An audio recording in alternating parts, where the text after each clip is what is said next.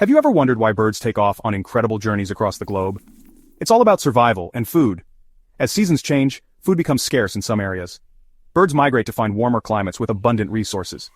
Their internal GPS, guided by Earth's magnetic field and the position of the sun and stars, leads them to the perfect destination. Some birds fly thousands of miles non-stop, like the Arctic tern, which migrates from the Arctic to Antarctica. These incredible journeys are a test of endurance, strategy, and instinct. Fascinated by this? Subscribe for more amazing insights.